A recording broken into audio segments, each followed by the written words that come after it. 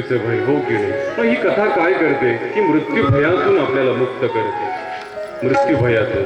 कारण मनाची रेषा मोठी होऊन जाते भजनाची. मनाची रेषा ज्याला मोठी करता आली ना तो मरणाला कधीच घाबरत नाही. आणि मरण एक असं आहे ना जे विकत मिळत नाही बाजारामध्ये.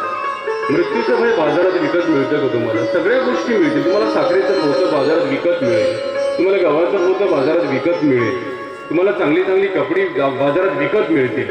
आज बाजार पहा तुम्ही सगळा भरले. तुम्ही आज चढावड लागलेली असते गावामध्ये, लागते की नाही? शहरांमध्ये पहा तुम्ही 3 साड्यांची दुकानं शेजारी खेटून होती. किती? 3. एका साडीच्या दुकानावरती नाव होतं, पहिलं जे दुकान होतं उत्कृष्ट साडी इथे मिळेल. काय नाव होतं? उत्कृष्ट साडी इथे मिळेल. एक पलीकडे दुकान होतं, एक मध्ये होतं. आता पहिल्या दुकानदाराने टाकलं उत्कृष्ट साडी मिळेल, जो पलीकडचा होता त्याने टाकलं आकर्षक साडी मिळेल. आता मधलं डोकं लावत बसलं, आपण काय नाव टाकावं? याने टाकलं उत्कृष्ट साडी, याने टाकलं आकर्षक साडी, त्याने डोकं लावलं तिसरंच नाव टाकलं. तो म्हटला मुख्य प्रवेशद्वार.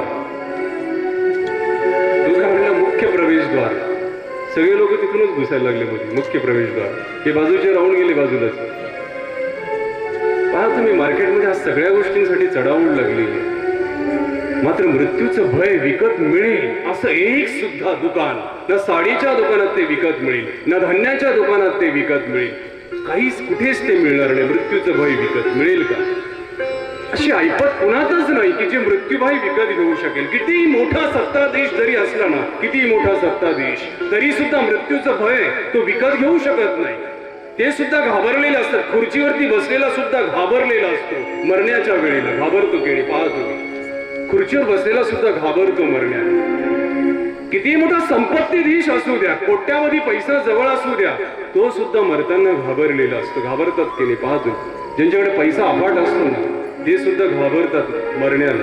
कारण मृत्यूचं भय पैशाने विकत मिळत नाही, मृत्यूचे भय सत्तेने विकत मिळत नाही.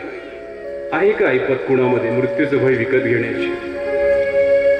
मृत्यूचं भय विकत घेण्याची ऐपत फक्त देवाच्या चिंतनामध्ये आहे, भगवंताच्या कथेमध्ये मृत्यूचं भय विकत घेण्याची ऐपत आहे. हे भय विकत घेतलं राजा परीक्षितीने. मृत्यूचं भय त्याने विकतच घेऊन टाकलं. हा तुम्ही हा राजा परीक्षित आपण अनेक वेळेला ऐकलेला आहे, मात्र वेगळ्या पद्धतीने आपल्याला परत तो सांगावा लागतो.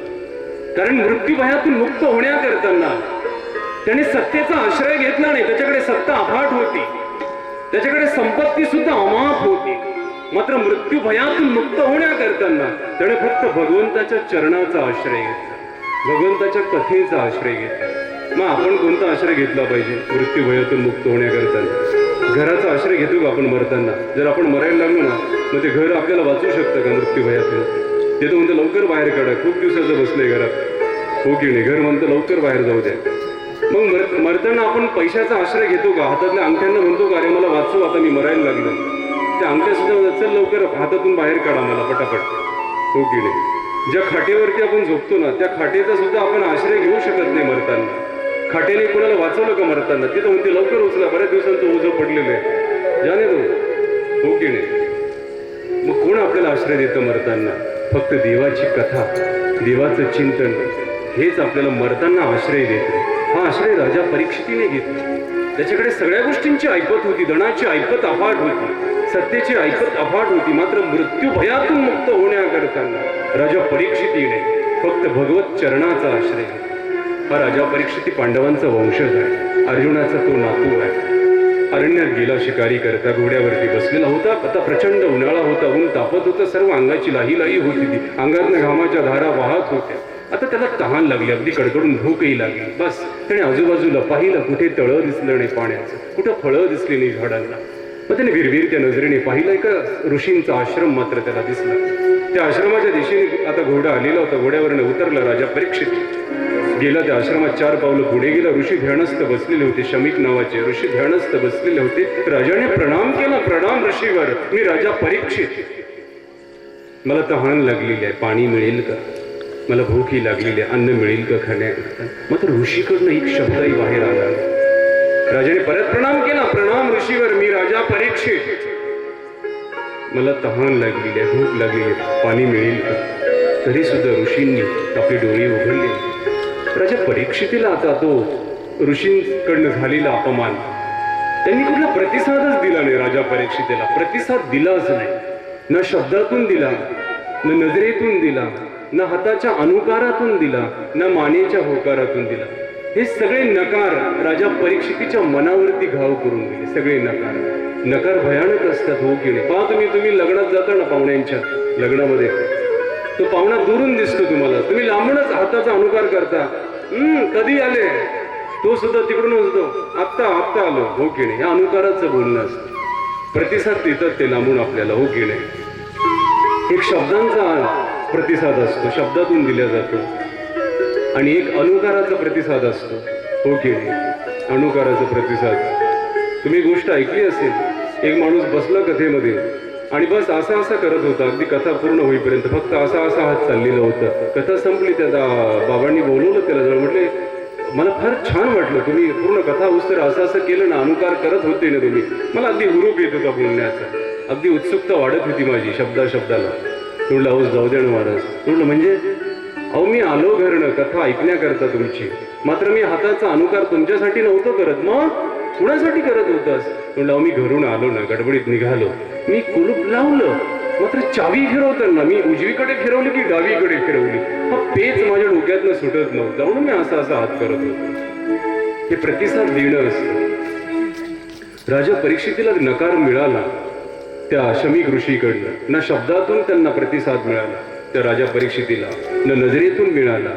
बस आता पोटातल्या भुकेची आणि गळ्यातल्या तहानेची जागा आता अपमानाने घेतली, अपमानाने मात केली आता दोन्ही गोष्टींवरती.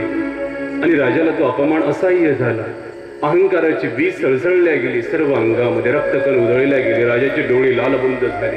हा अपमान कोणा सामान्य माणसाचा नव्हता, हा राजा परीक्षिताचा अपमान होता. पांडवांचा वंश, सत्ताधीश असलेला राजा परीक्षित, आणि माझा असा अपमान व्हावा, आणि एका सामान्य ऋषीकडनं असह्य झालं. त्याला एक खड्डा निर्माण झाला मनामध्ये, अपमानाचा खड्डा.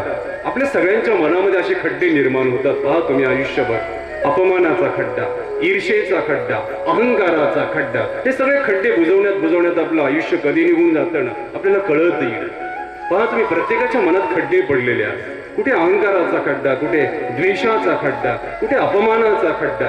हे सगळे खड्डे आपल्या मनात आहेत, आणि ते बुजवण्यात आपलं आयुष्य निघून जातं की. राजा परीक्षितीच्या मनात खड्डा पडला अपमानाचा, आणि तो बुजवण्याकरता राजा परीक्षिताने आपल्या बाणाच्या टोकाने एक साप उचलला, मेलेला साप, आणि त्या ध्यानस्थ बसलेल्या ऋषींच्या गळ्यात टाकून दिला. एक आसुरी समाधान आपल्या चेहऱ्यावरती घेऊन राजा घोड्यावरती बसून निघून आला. घोड्यावरती बसून निघून आला राजा परीक्षित. आणि आल्यानंतर मात्र डोक्यावरचा मुकुट जेव्हा खाली काढून ठेवला, त्या क्षणाला राजाला जाणीव झाली, अरे मी आज एका ऋषीचा अपमान केलेला आहे, एका ऋषीचा अपमान आज माझ्याकडनं घडलेला आहे. आता जी सल होती ना मनामध्ये, अगदी खोलवर गेलेली, ती रक्तामध्ये पांगल्या गेली. शरीराचा रोम आणि रोम थरथरल्या गेला, शहारल्या गेल्या. डोळे आता अश्रूंनी तुडुंब भरून आले राजा परीक्षिताचे. चेहऱ्यावरचं राजवैभवी तेज एका क्षणात उतरून गेला तर राजा परीक्षिताचं. काही क्षणांपूर्वी डोळ्यांमध्ये दाटलेलं जे धुंदीची नशा होती सत्तेच्या, ती नशा सुद्धा आता उतरून गेली राजा परीक्षिताच्या डोळ्यातली. आणि आता राजा विवेक विचाराने मनाचा कोपरा आणि कोपरा धुंडाळतोय की माझ्याच्याने आज एका ऋषींचा अपमान झाला कसं? माझ्या पूर्वजांनी कधी ऋषींचा अपमान केला नाही कुठल्या. आज एका ऋषींचा नाही, माझ्या पूर्वजांच्या संस्कारांचा माझ्याकडनं अपमान झालेला. पूर्वजांच्या संस्कारांचा अपमान झाला आज माझ्याकडनं. ज्या संतांची चरणरज कपाळाला लावण्याकरताना माझे पूर्वज कधी संकोचले नाही, संतांच्या चरणावरती लोटांगण घेताना माझे पूर्वज कधी संकोचले नाही, त्या ऋषींचा आज माझ्याकडनं अपमान झालेला. राजाला असह्य झाली वेदना, आणि राजा विचार करतोय, बस आता संतांच्या अपमानाच्या बदल्यात माझं सर्व सत्य वैभव, राज्य वैभव, स्त्री वैभव, पुत्र वैभव जळून खाक होऊन जावं. इतका मोठा कोणी प्रायश्चित्त घेऊ शकतं का? एका संतांचा अपमान झाल्यानंतर माझं सत्ता वैभव जळून जावं, माझी संपत्ती जळून जावं, माझं स्त्री वैभव जळून जावं, पुत्र वैभव जळून जावं, असं कोणी म्हणू शकतं का? आपल्याला हात लागती चालता चालता एका संतांच्या पायाला. आपण कधी म्हणतो का 50,000 जळून जाऊ द्या बँकेमध्ये, लाच लागली आज एका संतांना अपमानाचे शब्द बोलल्या जातात आपल्याकडनं. आपण म्हणतो का आज 1,00,000 जळून जाऊ द्या बँकेमध्ये, एका संतांचा अपमान झाला. आपण असं प्रायश्चित घेऊ शकत नाही. राजा परीक्षिताने हे प्रायश्चित घेतलं का बरं? त्याच्या मनावरती संस्कार झालेला होता, संत निष्ठेचा संस्कार. हा सगळ्यात मोठा संस्कार आहे मनावरती होणारा. संत निष्ठा हा एक संस्कार असतो मनावरती. राजा परीक्षिताच्या मनावरती संत निष्ठेचा संस्कार इतका पराकोटीचा होता की त्याला झालेला आघात त्याला सहन झाला नाही. तो म्हणला बस, आजच माझं सर्व राज्य वैभव जळून जाऊ, सर्व काही खाक होऊन जाऊ बस. राजा परीक्षिताने दाखवून दिलं जगाला की सत्ता बळापेक्षाही मोठं बळ जर कुठलं असेल ना तर ते संतांचं तपोबल असतं. आणि त्या तपोबलाचा जेव्हा अपमान होतो ना त्या क्षणाला माणूस शून्य होऊन जातो, अगदी शून्य होऊन जातो. संतांचं तपोबल मोठं असतं सत्ता बलापेक्षा. राजा परीक्षिताने दाखवून दिलं संतांच्या जीवनाची महती काय असते. त्याने ते दाखवून दिलं. दारात एक ऋषीपुत्र आता आलेला होता. ऋषीला कळालंच नाही आपल्या गळ्यात कोणीतरी साप टाकलेला आहे. ऋषीच्या मुलाने तो पाहिला आणि तो मात्र रडायला लागला मोठमोठ्या. त्याचं ते रडणं ऐकून वडिलांनी डोळे उघडले. तर शमीक ऋषीने मुलाला विचारलं, अरे झालं काय, का रडतोयस तू?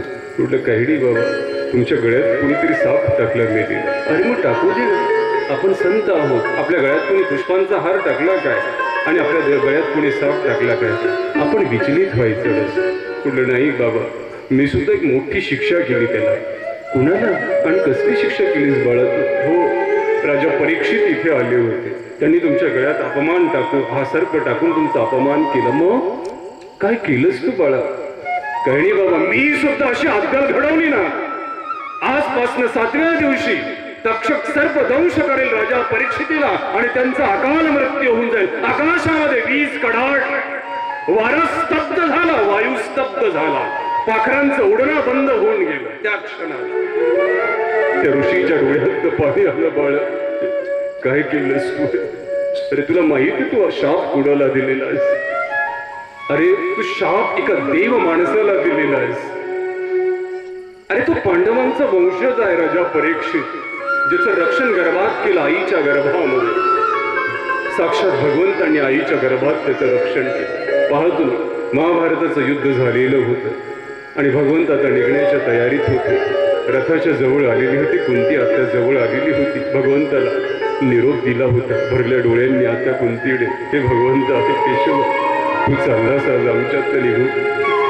अगदी भरल्या डोळ्यांनी निरोप दिला जात होता भगवंताला. आणि त्या क्षणाला अश्वत्थाम्याने ब्रह्मास्त्र सोडलं उत्तरेच्या गर्भाच्या दिशेने. ते लाल बुंद असलेलं ब्रह्मास्त्र जेव्हा गर्भाच्या दिशेने येताना दिसलेलं उत्तरेला, उत्तर तटकेला उठून उभी राहिली. पाही पाही महायोगिन देव देव जगतपते. हे प्रभू, रडत आली देवापुढे हात सोडले. हे भगवंत, ते ब्रह्मास्त्र माझ्या दिशेने येतात. मी मेली ना तरी चालेल, माझा मृत्यू झाला ना जळून तरी चालेल. मात्र माझ्या गर्भात जे बाळ आहे ना, माझ्या बाळाला काही होता कामा नये. मी तुझ्या चरणी शरण आले हे द्वारिकानाथ. तुझ्याशिवाय माझं रक्षण कोणीही करू शकणार नाही. तिच्या डोळ्यातनं अश्रुधारा वाहत होत्या. भगवंताने जवळ घेतलं उत्तरेला आणि तिच्या गर्भाचं रक्षण केलं. त्या गर्भात असलेला हा राजा परीक्षित आज त्याच्यावरती पुन्हा एकदा ब्रह्मास्त्र टाकल्या गेले होते का ऋषीच्या शापाने. त्यावेळेला लोखंडाचं शस्त्र होतं, आता शब्दांचं शस्त्र होतं. त्याला कळालं राजा परीक्षितेला का 7व्या दिवशी मला मृत्यू येणार आहे. पत्नीकडे गेला, म्हटलं ऐकलंस का तू? म्हटली काय? आजपर्यंत जगात कोणालाच कळालं नाही की मरण कधी येणार आहे. मी मात्र भाग्यवान आहे, मला माझं मरण कळालं. पत्नी म्हटली, अहो असं काय बोलताय तुम्ही? आज मरण्याची भाषा का बोलताय? हो, आज माझ्याकडून एका संतांचा अपराध झाला ना, त्या ऋषी पुत्राने मला शाप दिला की 7व्या दिवशी माझं मरण होणार आहे. पत्नीच्या डोळ्यात पाणी आलं, अंग शहारल्या गेलं, पायाखालची जमीन सरकून गेली. हात जोडून समोर उभी राहिली, अगदी मूर्तीसारखी तटस्थ उभी राहिली. तिचे अश्रू पुसले. राजा परीक्षिताने सांगितलं, रडण्याचं कारण नाही, माझ्यासाठी वरदान आहे. जगात कुणालाच कळालं नाही आजपर्यंत मरण कधी येणार आहे. कळालं का आपल्याला बसल्यापैकी? कुठल्या क्षणात तुम्हाला मरण येणार माहिती का कुणाला? उद्या येईल की परवा येईल की पुढच्या महिन्यात की पुढच्या वर्षी की 10 वर्षानंतर की 50 वर्षानंतर कळलं का कुणाला? कुणालाच कळत नाही मरण कधी येणार. मात्र राजा परीक्षित सांगतो आपल्या पत्नीला की 7 दिवसानंतर मला मरण येणार. आपल्या मुलाला जन्मेजयला गादीवरती बसवलं, आपल्या राज्यावरती बसवलं, मुलाला हात जोडले, सांगितलं बाळा या प्रजेचं जसं रक्षण केलं नाही मी आजपर्यंत, बस तुला सुद्धा इथून पुढे असंच रक्षण करायचं आहे या प्रजेचं. प्रजेला हात जोडून सांगितलं राजा परीक्षितेने, हे प्रजाजन हो, माझ्याकडनं काही चुकलं असेल, अपराध झाले असतील तर पोटात घ्यावे.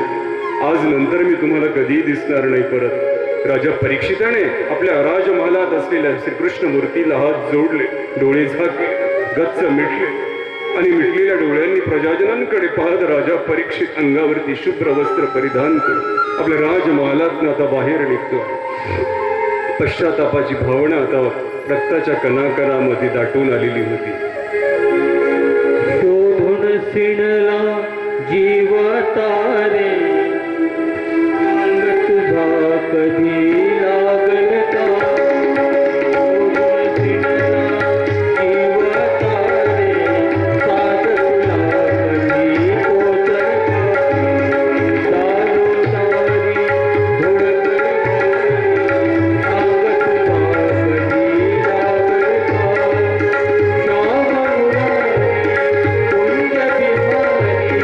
पोचल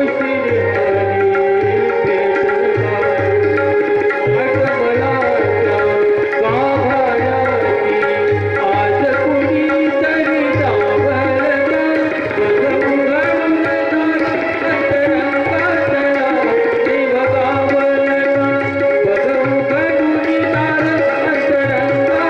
बघून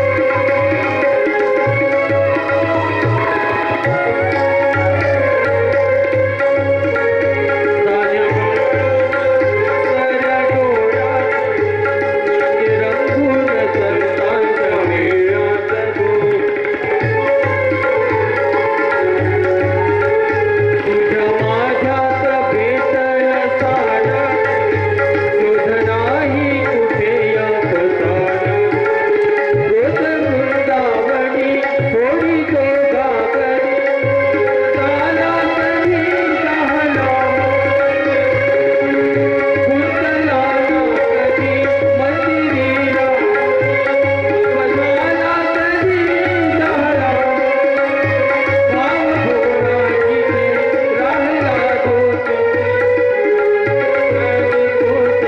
देव गावल का? बघून तार अंतरंगातला देव गावल का? राजा परीक्षित आता निघालेला होता. हवा स्तब्ध झालेली होती, पाखरं स्तब्ध झालेली होती. जाणारी सगळी माणसं जाणाऱ्या राजांकडे, त्या राजा परीक्षिताकडे भरल्या डोळ्यांनी सर्व प्रजा पाहत होती, लोटांगण घालत होती पायावरती. हे राजन आपण जाऊ नका, आम्हाला जाऊ नका. मात्र राजा परीक्षित मनाशी एक निर्धार पक्का केला आणि प्रजेला सांगितलं, हे प्रजाजन हो, जातो मी आता. जसा माझा सांभाळ केला ना, माझ्या पुत्राचा सुद्धा सांभाळ करला. आणि बस आता राजा परीक्षिताने सर्व राजवैभवाकडे एकदा वळून पाहिजे आणि बस अगदी हलक्या पावलांनी, हलक्या मनाने आपल्या राज्याची सीमा ओलांडून आता पुढे निघालेला होता राजा परीक्षित.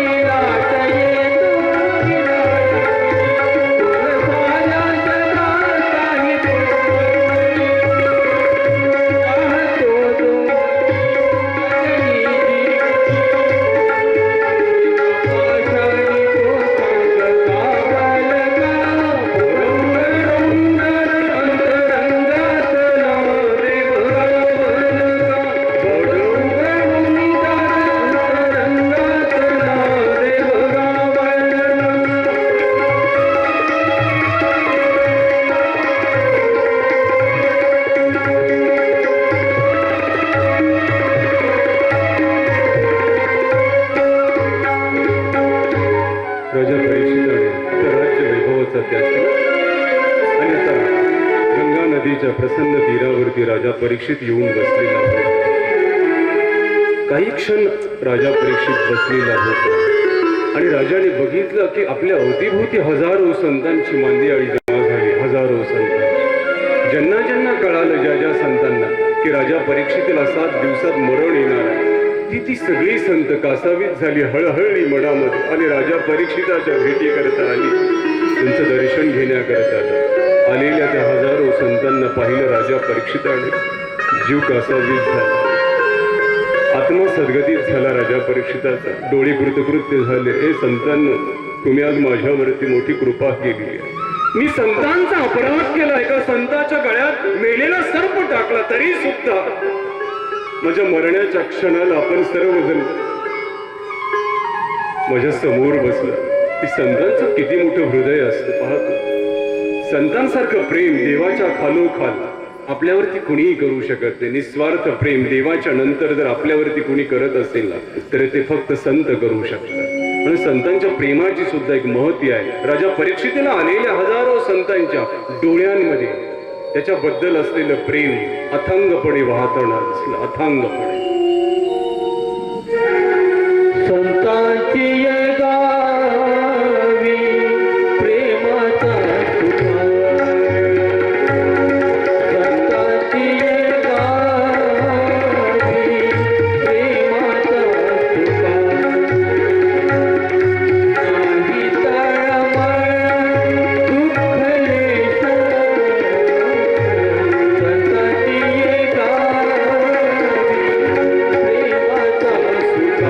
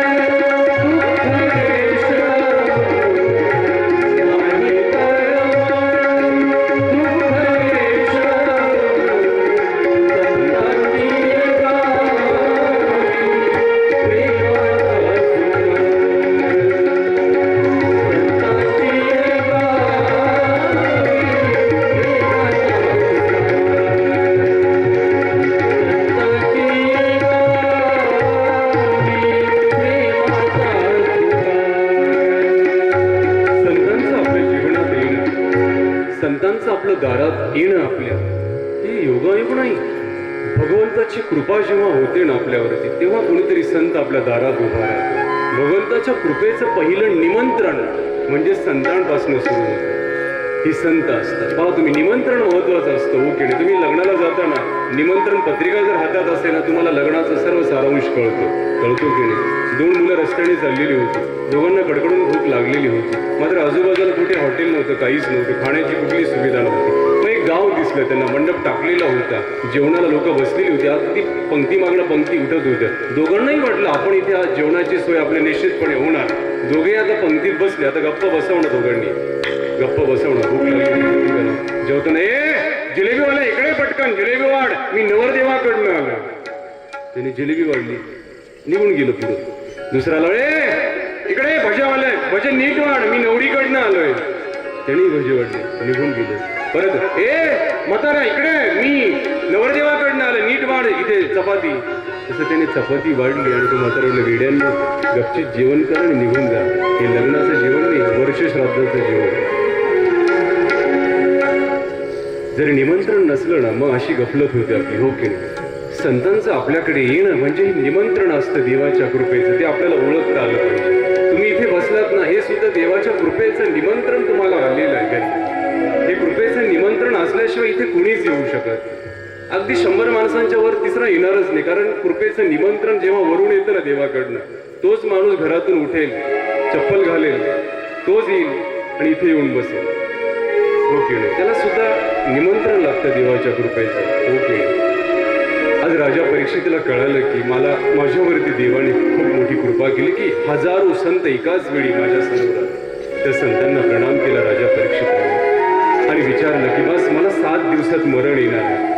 7 दिवसात मला करता येईल असा कुठला उपाय सांगाल का तुम्ही? सगळेजण एकमेकांकडे बघायला लागले, काय करावं 7 दिवसांमध्ये, असा कुठला उपाय आहे की जेणेकरून राजा परीक्षितीला मुक्ती मिळू शकेल. असा विचार चाललाच होता. त्या क्षणाला एक सुंदर आकृती येताना दिसली सगळ्यांना. ती शुकमुनींची होती. डोळ्यात सुंदर, नाकात सुंदर, पाहण्यात सुंदर, चालण्यात सुंदर ते शुकमुनी. अगदी 16 वर्षांचं वय होतं, अगदी 16 वर्षांचं. आणि ते चालत चालत या संतांच्या मांदियाळीत आलेले त्या शुकमुनींना हजारो संतांनी उठून प्रणाम केला. त्यांना बसण्याकरता आसन दिलं, बसण्याकरता आसन दिलं. आणि बस राजा परीक्षिती आता त्यांच्या समोर नम्र होऊन बसलेला होता. त्या शुकमुनींच्या समोर त्यांच्या चेहऱ्यावरती भगवत तेज वाहत होते, भगवत भक्तीचं तेज, डोळ्यातनं करुणा वाहत होती. राजा परीक्षिताने प्रणाम केला, त्यांचा आदर सत्कार केला आणि त्यांना प्रश्न केला की ज्याचं मरण निश्चित आहे, ज्याला 7 दिवसात मरण येणार आहे, त्याने काय केलं पाहिजे? आता प्रश्न पहा तुम्ही किती महत्वाचा. ज्याला 7 दिवसात मरण येणार आहे, या जलामध्ये सगळं जल आलं, सगळं जग आलं. मग हा प्रश्न तुमचा नाही का बसलेल्यांपैकी कुणाचा नाही का हा प्रश्न जो राजा परीक्षिताने विचारला की ज्याला 7 दिवसात मरण येणार त्याने काय केलं पाहिजे? पहा तुम्ही, मरण्याच्या दारात सुद्धा लोकांच्या आत्मकल्याणाचा विचार करणारा हा राजा परीक्षित मरण्याच्या दारात सुद्धा आहे की नाही? कर्ण मृत्यूच्या दारात होता. महाभारताचं भयंकर युद्ध झालेलं होतं, रक्तपात झालेला होता, रक्तांचे पूर वाहत होते, गिधडं फिरत होती आकाशामध्ये. त्या क्षणाला कर्ण पडलेला होता. अर्जुनाचा बाण आरपार होऊन निघून गेला. कोसळलेला कर्ण अगदी त्राही त्राही करत होता. शरीराचा रोम आणि रोम अगदी रक्तबंबाळ झालेला होता.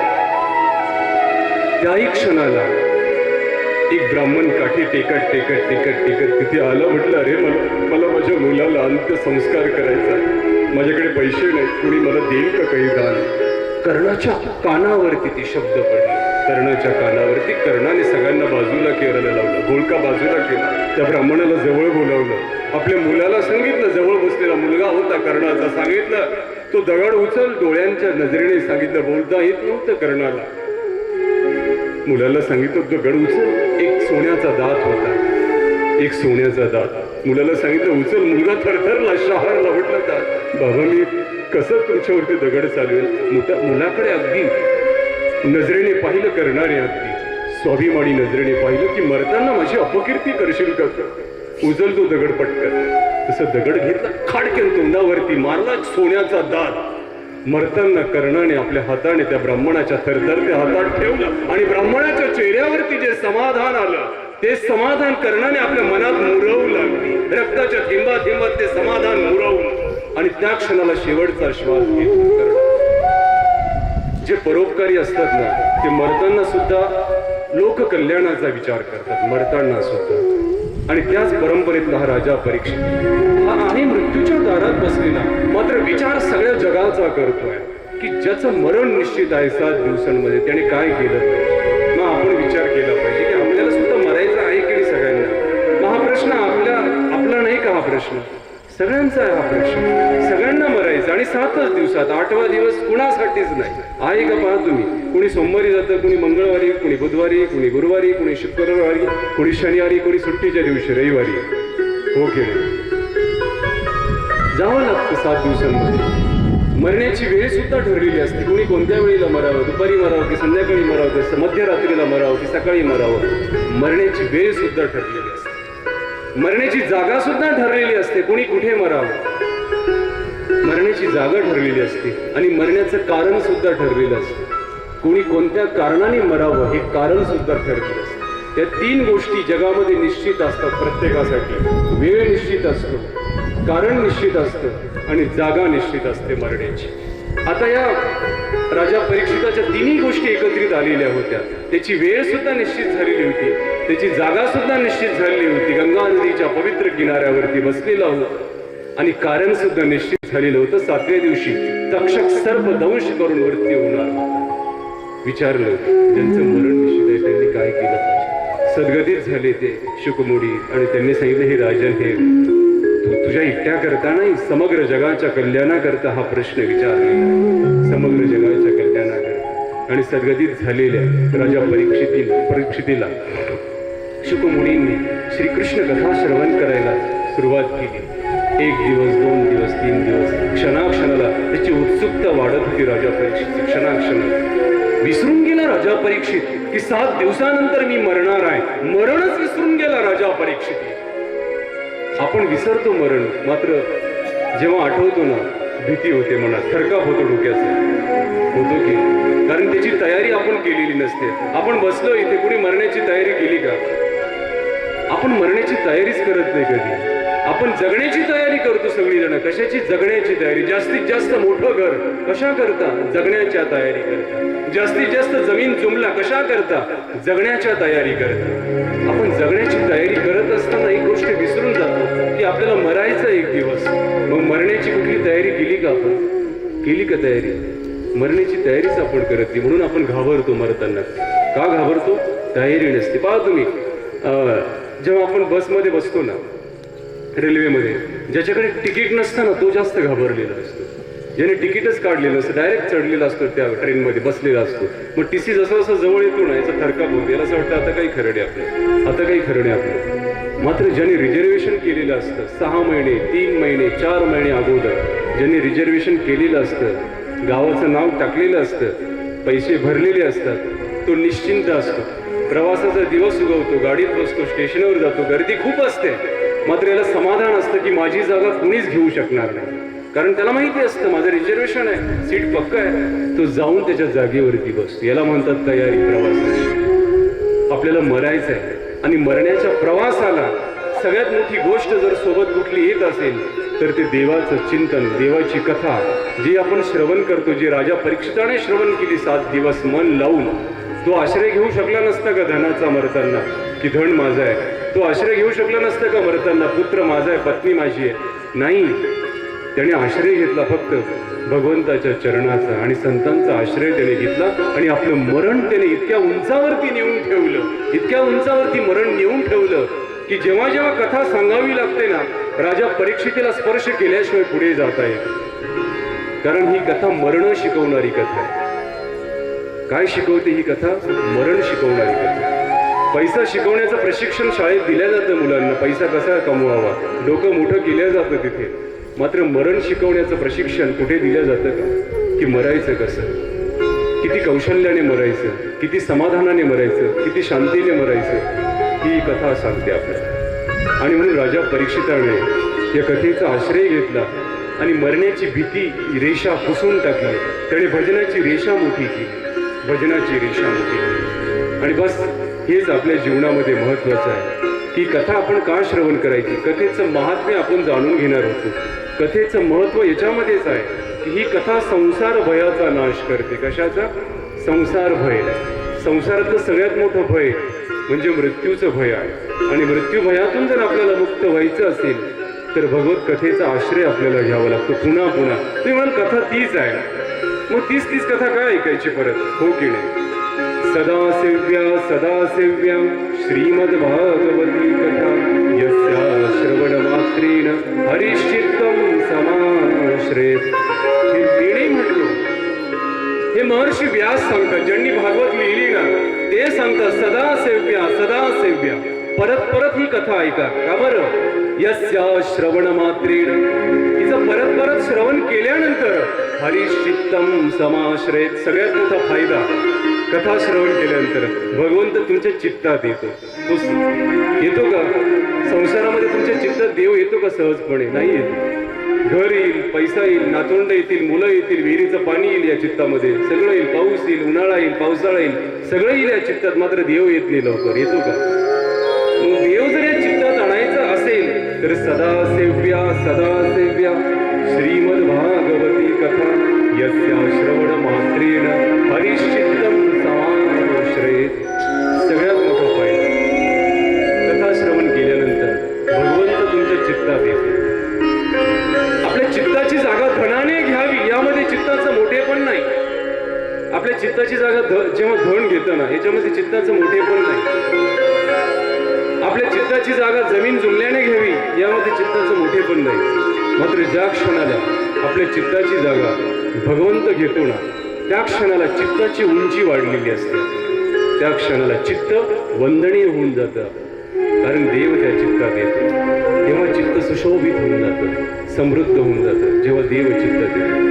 आणि जगातला सगळ्यात मोठा उद्देश जर कुठला असेल, शेवटची गोष्ट तुम्हाला सांगतो आणि आजच्या कथेला आपण इथे विश्राम देऊ. जगातला सगळ्यात मोठा उद्देश जर कुठला असेल ना जगण्याचा तर तो देवाकरता जगणं हे राजा परीक्षिताने आपल्याला दाखवून दिलं. याच्याकडे काय कमी होती राजा परीक्षिताकडे? काय कमी होती? काहीच तर कमी नव्हती. जे आपल्याकडे नाही ना ते सर्व राजा परीक्षिताकडे होतं. मात्र त्याने आपल्या त्यागातनं जगाला दाखवून दिलं की जगात सगळ्यात मोठा उद्देश जर कुठला असेल तर तो देवाकरता जगणं, देवाचं होऊन जगणं, देवासाठी जगणं हा जगातला सगळ्यात मोठा उद्देश. बाकी सगळे उद्देश याच्या खालोखाल आहे. पैसा, सत्ता, संपत्ती, संतती हे सगळे याच्या खालोखाल आहे की. एक उदाहरण तुम्हाला देतो. एका जंगलामध्ये ससा पुढे पळत होता आणि त्याच्या मागे कुत्रा पळत होता. सशाच्या लक्षात आलं आता कुत्र्याच्या जर ताब्यात आपण आलो ना की आपली काय हयगय नाही. जीवाच्या आतंकाने पळत होता ससा. कुत्रा त्याच्या मागे पळत होता. बाजूला काही बकऱ्या उभ्या होत्या, त्या पाहत होत्या दोघांचं पळणं. खूप सगळं अंतर पार केल्यानंतर अचानकपणे कुत्रा थांबला, स्तब्ध झाला आणि मागे वळला. त्याचं ते थांबलेलं पाहून त्या बकऱ्या हसायला लागल्या आणि त्याची मस्करी करायला लागल्या. म्हटलं बघितलंस एवढा असा ससा आणि इतका मोठा कुत्रा तरी सुद्धा नाही हरवू शकला. बघ कसा परत आला वापस. त्यांचं बोलणं त्या शेळ्यांचं त्या कुत्र्याच्या कानावरती पडलं. कुत्रं चालत त्यांच्याकडे आला. म्हटलं मायांना तुम्ही का हसला ना? माझ्या लक्षात आलं. ते म्हणले का? तुम्हाला असं वाटलं असेल ना हा ससा एवढासा तरी सुद्धा हा कुत्रा याला पकडू शकला नाही, एवढंच तुम्हाला दिसलं? ते म्हटली हो बरोबर. मात्र तो का पळत होता, मी का पळत होतो, दोघांच्या पळण्याचा मागचा उद्देश तुमच्या लक्षात आला का? त्या बकऱ्या म्हणल्या नाही. मग आता मी तुम्हाला सांगतो. मी पळत होतो माझ्या पोटातल्या भुके करता. कुत्रा कशा करता पळत होता? पोटातल्या भुके करता. सशाला मारेल, पोटातली भूक भागवेल. मी पळत होतो माझ्या पोटातल्या भुके करता, जी मी कुठेही भागवू शकतो, कशानेही भागवू शकतो. मात्र ससा पळत होता स्वतःच्या प्राण रक्षणाकरता. जे प्राण एकदा गेले की परत येणार नव्हते. त्याची पळण्याची धाव पोटातल्या भुकेमुळे नव्हती, प्राण रक्षणासाठी तो पळत होता. आमच्या दोघांच्या पळण्यामध्ये हा उद्देश वेगवेगळा होता आहे की नाही? आज पहा आपला उद्देश कसा करता असतो? फक्त पोटाची भूक भागवणे, झोपणे, खाणे, पिणे, बस एवढंच आपण पळतो संसारामध्ये. मात्र याच्या पुढचं जे पळणं असतं ना ते सशाचं असतं आत्मकल्याणासाठी. आत्मकल्याणाची जबाबदारी समोर ठेवून जो आपण पळतो ना ते पळणं सगळ्यात मोठं असतं. जीवनातलं सगळ्यात मोठं ध्येय म्हणजे आत्मकल्याण करून घेणं. आणि आत्म्याचं कल्याण करून देते ना ही कथा करून देऊ शकते. म्हणून भगवंत आपल्याला सांगतात भगवद्गीतेमध्ये की बस तुझं चित्त माझ्या कथेच्या चरणावरती ठेव, माझ्या चरणावरती ठेव. निश्चितपणे मी तुला सुखी करून टाकेन आणि तुझ्या आत्म्याचं निश्चित कल्याण करून टाकेन. अशी ही कथा आहे. ही कथेचं महात्म्य आहे. ही कथा आपल्याला पापातून मुक्त करते. ही कथा आपल्याला भयातून मुक्त करते. ही कथा आपल्याला आनंद देते. ही कथा आपल्याला समाधान देते. ही कथा आपल्याला सुख देते. ही कथा आपल्याला शांती देते. या सगळ्या गोष्टी जर या कथेतनं मिळत असतील तर मग ही कथा आपण ऐकायची की नाही ऐकायची? परत आहे कृष्ण कन्हैया तेच आहेत, बासरी वाजवणारे तेच आहेत. काही वेगळे आपण दुसरे उसने आणणार नाही कुठून, तेच आहे त्याच्यामध्ये. सत्यभामा तीच आहे. आपण कुठून उसने दुसरे आणणार नाही की यावेळेस पण लग्न आपण वेगळ्या पद्धतीने करू, हो की नाही? सगळं काही तेच आहे, मात्र आनंद वेगळा असतो. पहा तुम्ही, स्वयंपाक बनवणाऱ्या हजारो स्त्रिया असतात. हजारो स्त्रिया स्वयंपाक बनवतात, मात्र प्रत्येकीच्या हाताची चव वेगळी असते की नाही? पहा तुम्ही, हिच्या हाताची चव तिला नसते, पिठले ती बनवते, ही बनवते, ही बनवते, मात्र हिच्या हाताची चव तिच्या पिठल्याला नसते तिच्या. का बरं असं? हे बनवण्याचं कौशल्य प्रत्येकाचं वेगळं असतं. प्रत्येकाला सामान सारखंच दिलेलं आहे, पीठ सारखंच दिलेलं आहे, तेल सारखंच दिलेलं आहे, मिरच्या कोथिंबीर सगळं सारखं दिलं, मात्र चव कुणाला सारखी देता आली नाही त्या पिठल्याला. देता येते का?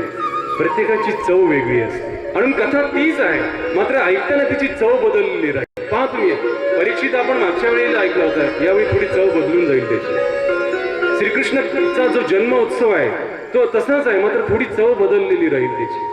बस ही चव आपल्याला घ्यायची आहे. आणि आपण घेत नाही का फोटो? आपण लग्न समारंभात फोटो काढतो, नवरदेवाच्या जवळ उभं राहून, नवरीच्या जवळ उभं राहून, नारळ श्रीफळ देताना, आणि तेच फोटो आपण प्रत्येक वर्षी पाहतो की नाही? अल्बम तोच काढतो कपाटातनं, झटकून परत, हा बघ बघ बघ बघ मी इथे उभी होती, हो की नाही? बघ बघ बघ ही साडी होती माझ्यावर, बघ तो कसा उभा होतो, बघ बघ बघ, हो की नाही? तेच फोटो पाहून आपण आनंदित होतो की नाही? मग कथा तीच आहे देवाची, परत ऐकायची आणि त्याचा आनंद अनुभवायचा आणि आपल्या आत्म्याचं ओझं कमी करायचं पापांचं. असा हा कथेचा महिमा आहे. आज आपल्या कथेचा पहिला दिवस आहे. सुरुवात होण्याला उशीर झाला, कारण असं समजलं की नळाला पाणी आलं आणि बस पाण्याअभावी कथेचं आपली वेळ पुढे सरकली. मात्र तरी सुद्धा आपण सर्वजण बहुसंख्येने या ठिकाणी उपस्थित राहिलात, म्हणून आपल्या सर्वांचे मी आज प्रथम या दिवशी, कथेच्या पहिल्या दिवशी आपल्या सगळ्यांचे आभार मानतो. उद्या आपण निश्चितपणे जास्त संख्येने याल अशी मला खात्री वाटते, कारण आयोजन आपल्याकरता केल्या गेलेलं आहे. हे आपलं आयोजन जर होतं ना कथेचं, हे 2 वर्ष अगोदरच ठरलेलं होतं, हो की नाही? आपली कथा जेव्हा झाली 2019 साली, तेव्हाच आपण सर्वांनी पुढच्या वर्षीचं आयोजन केलेलं होतं. मात्र कोरोनाच्या अभावी आपण ती कथा इथे करू शकलो नाही. म्हणून गेल्या 2-3 महिन्यापासून आमच्या चंचलाताई, आमच्या गुरुआई, त्यांचं हे सर्व चाललेली तगमग तळमळ की नाही आपली कथा झाली पाहिजे, निश्चितपणे ती झाली पाहिजे, सगळ्यांच्या कानावरती परत एकदा कथा पडली पाहिजे, ही त्यांची तळमळ होती. आणि म्हणून त्या तळमळीला आज हे सगळं रूप आलेलं आहे आणि आज इथून पुढे वाढत जाणार आहे. आपण सगळ्यांनी अनुभवलेलं आहे. ही कथा आपल्याला आनंदाच्या किती टोकावरती नेऊ शकते ही कथा. म्हणून त्यांचा हा सर्व प्रयत्न या ठिकाणी यशस्वी करण्याची जबाबदारी आपल्या सगळ्यांची आहे. उद्या आपण अनेक जास्त संख्येने उपस्थित राहायचं आहे. कथेचा पहिला दिवस आहे. आज कथेला सर्व आदरणीय संतगण या ठिकाणी उपस्थित आहे. पूजनीय, आदरणीय, श्रद्धेय, प्रातस्मरणीय या कार्यक्रमाचे मार्गदर्शक करमाड निवासी महंत श्री अभिराज बाबाजी, आदरणीय, श्रद्धेय, प्रातस्मरणीय माझे शुभचिंतक महंत श्री साईराज बाबाजी, तसेच आदरणीय, श्रद्धेय या कार्यक्रमाचे मार्गदर्शक पूजनीय श्री विजयराज दादाजी शास्त्री, तसेच आदरणीय, श्रद्धेय माझे गुरुबंधू विशाल दादाजी विद्वांस, तसेच आदरणीय, श्रद्धेय संपूर्ण कार्यक्रमाचे सूत्रसंचालक आपल्या सर्वांना सुपरिचित असलेले माझे सन्मित्र पूजनीय श्री मोहन दादाजी बाभुळगावकर, आदरणीय, श्रद्धेय आमचे गुरुबंधू माझे परमस्नेही महंत श्री केतकर बाबाजी, तसेच उपस्थित आमच्या सर्व माता भगिनी शारदाताई आणि या कार्यक्रमाचं आयोजन त्यांनी केलेल्या अशा आमच्या गुरुआई अक्काबाई या ठिकाणी उपस्थित आहेत. पूजनीय तपस्विनी चंचलाताई, तसेच आमच्या गुरु भगिनी सर्व इथे उपस्थित आहेत. सर्व आदरणीय संतगण, पूजनीय श्री करमाडकर बाबाजी आदी सर्वजण आज आपण इथे उपस्थित आहात. कथेला आज आपण शुभारंभ केलेला आहे. वेळेअभावी आपण इथे कथेला आज विश्राम देतो आहोत. उद्या आपली कथा वेळेवरती सुरू होईल आणि वेळेवरतीच संपेल. 8 ते 10 या वेळेमध्ये उद्या आपली कथा पूर्ण होईल. उद्या श्रीकृष्णांचा जन्मोत्सव आपण या ठिकाणी साजरा करणार आहोत. अगदी पद्धतशीरपणे आनंदात तो सोहळा आपण पार पाडणार आहोत. म्हणून उद्या आपण सगळ्यांनी आपल्या आजूबाजूला जी कोणी असतील ना, सगळ्यांना घेऊन यायचं, चला म्हणायचं कथेला.